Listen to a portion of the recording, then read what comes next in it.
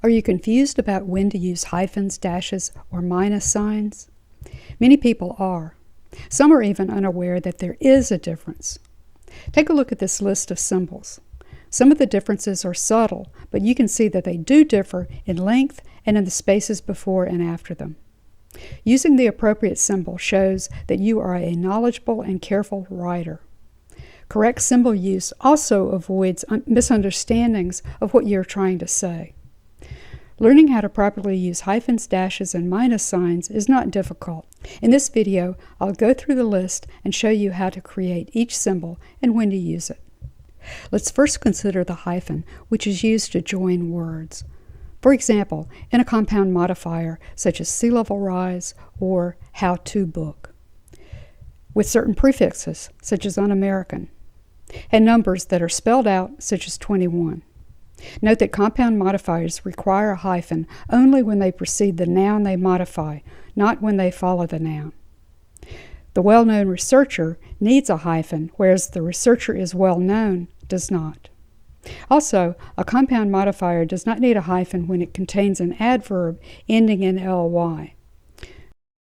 For example, a highly respected researcher needs no hyphen. The hyphen key is located on the keyboard between the 0 and equal symbol keys. Let's next take a look at the minus sign. The minus sign is used to indicate the mathematical operation of subtraction or a negative number.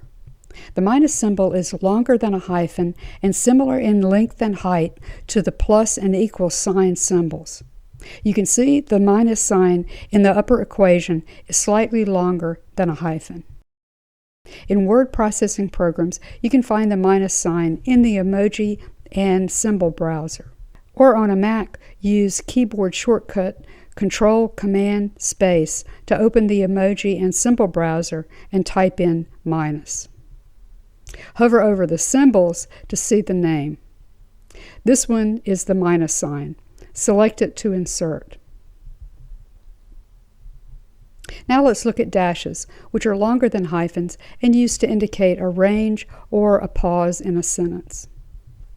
The most common are N dashes and M dashes. The N dash is used to indicate a range of values or in certain word combinations, 5 to 10 meters, pages 51 to 65, Houston to Dallas route, Comet Hail Bob. You can find the N dash in the symbol library in MS Word. But if you have a Mac, the easiest way is to use a keyboard shortcut. Hold down the Option key while you press the hyphen key. The M dash, which is about as wide as an uppercase M, is used to set off or emphasize a strong break in thought in a sentence. An M dash is stronger than a comma, but weaker than a semicolon. In this sentence, the phrase, "The powerful tropical cyclones originating in the Atlantic Basin," is set off by M dashes. An M dash can also be used singly to add an explanation or to amplify a statement. The plants failed to thrive under the higher salinity treatment and some died, dash, an unexpected outcome for this particular species. In this case, the M dash sets off a phrase that amplifies the statement of results.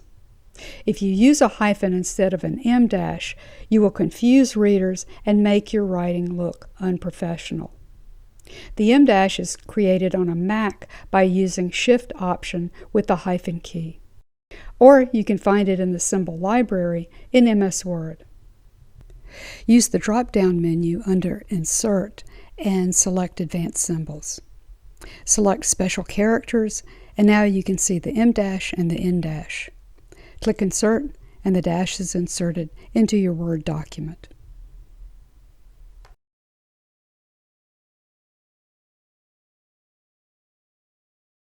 Well, that's a brief overview of hyphens, dashes, and minus signs.